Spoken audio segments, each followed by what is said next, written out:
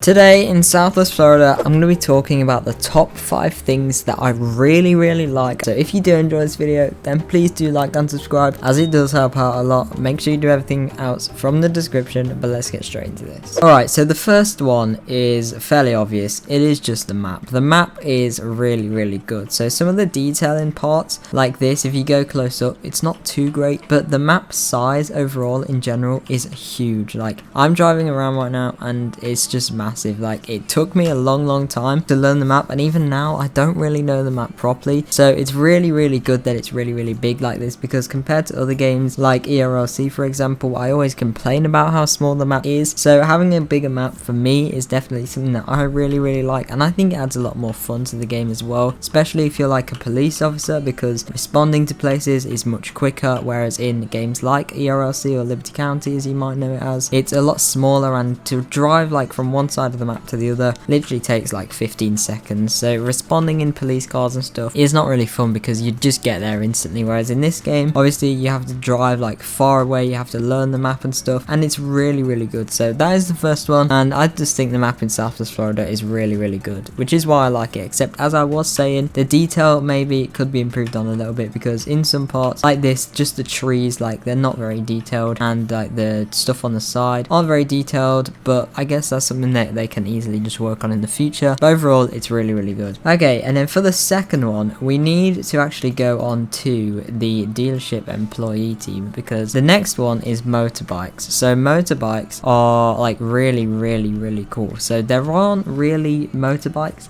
or motorcycles. There aren't really motorcycles in any other game, really. There are in a few, but really Southwest Florida is like the main roleplay game to have motorbikes. So they're really good. I own one of them, so I'll go and spawn in my motorbike here. But as you can see there's loads of selection for motorbikes that you can have, or motorcycles. So if I spawn this one in here, as you can see, they're really detailed, and they even have like a little stand there where like it tilts to the side when you get on and off and stuff. But yeah, it's really cool. And even when you drive it, like when you're stopped, your foot goes down, and when you accelerate, it like lifts up and stuff. It's really cool. And obviously when you're turning them as well, it's just so fun, and like not many games have this, so I think it's really unique for that. And obviously they are really fun to drive, especially when you're turning, when you're going fast like that. They are quite hard to control, but motorbikes are just like that, really. But as you can see, they are just really fun to use, and I really like driving these motorbikes. I don't really use them too much because they are kind of hard to control. As you can see, you can't steer very well, but they are a really cool feature. And as I was saying, very unique. I don't really know many other games on Roblox that actually have motorbikes, so it's really cool. Obviously a few other games do, but I just think these Southwest Florida ones are really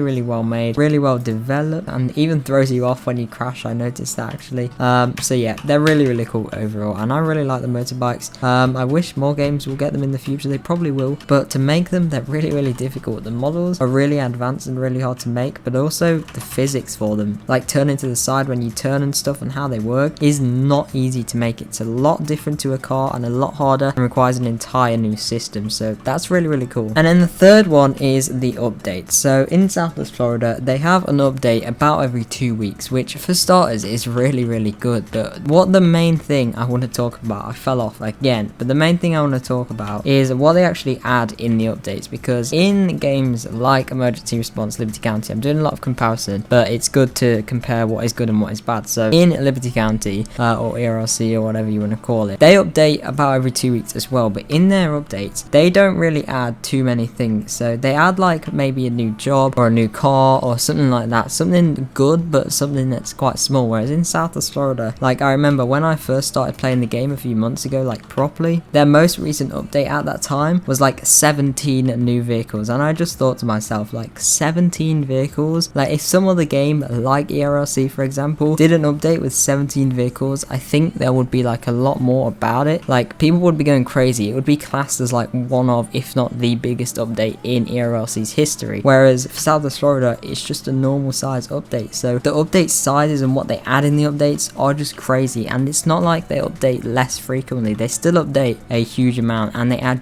so much more in their updates, and it really stops the game from getting boring, because there's always new stuff you can do every time you play. Well, not every time you play, but every few weeks there's always something new and something cool, and new cars you can get and stuff. So it's really good that it's like that, and I wish more games would be similar to that and add a lot more in the updates. But I do know that it's hard work, and obviously I do appreciate all of the updates that every other games do. I just think Southwest Florida is really, really good with how much they update and what they actually add in the updates. And the fourth one is the car selection. So if I just reset here and go back to the car dealership, now I'll show you the car selection. So again, as I was talking about with the updates, 17 new cars in one single update must mean that they have a lot of vehicles. So if we head over here right now, my internet isn't great, so they might not all load in, but as you can see, look at all of the coupe or coupe cars. You can see there are so many. Then there's not too many in hatchback, but still quite a lot. In SUV, again, look how many there are. In sedan, a lot as well, and in pickup, and in supercars, and in hypercars, and in classic cars, and in emergency cars, and, well, there's only one van, but, and even a lot of motorcycles, which is just crazy still. So yeah, the car selection is insane. Like, I would say these amount of cars here are normally what is in like your standard roleplay game. Maybe if you add like the hatchback and the SUVs as well. So they still have all of these additional cars that are like extra over the top of what most other games in Roblox would have. So the car selection is just crazy, and I really, really love it because there's so much uniqueness. And if you're hosting things like a car show, then it's just so cool because so many people have different vehicles, things that you might not even know in the game, especially because of how much they update and what they add in the updates each time. Like, some people, even the most experienced players, like, don't even notice some of the cars, some of the less used cars. So the amount of cars is really, really cool. And obviously a lot more cars means that people's dream cars or cars that they really, really like are normally in the game as well. Whereas in other games where they only have like a few cars, then it probably won't be unless it's a really, really common car like a Lamborghini, for example. And then the fifth one is a community. So I don't really have too much to say about this one, and I am fairly new to the Southwest Florida community, so I can't talk too much about this, but from what I can see so far, the community is really, really nice. I've seen a few other people kind of talk about this as well, and the community is amazing. All of the developers are always sharing their work and talking about it and showing like some of the updates that could come, and they're constantly being active like every single day in the development progress, and everyone is really supportive of the YouTubers, I've noticed as well, and obviously all of the developers and stuff as well. They support the YouTubers a lot, which is always great because it helps them promote the game and it makes them enjoy their videos more and helps the community interact with their videos, which obviously helps the YouTuber out a lot. And just every single member in general are always really, really nice, and even in the chat right now they are still just talking about random stuff. Like, they're just talking with each other, which is what a great community consists of and what every community should be like. So yeah, they were my top 5 things that I like about Southwest Florida. If you did enjoy this video, then please do like and subscribe, as it does help out a lot. Make sure you go and do everything else from the description. Make sure you join my Discord server, follow me on TikTok, follow me on Instagram, follow me on Twitter, everything else down there. But thank you guys so much for watching, and I will see you in the next one. Bye.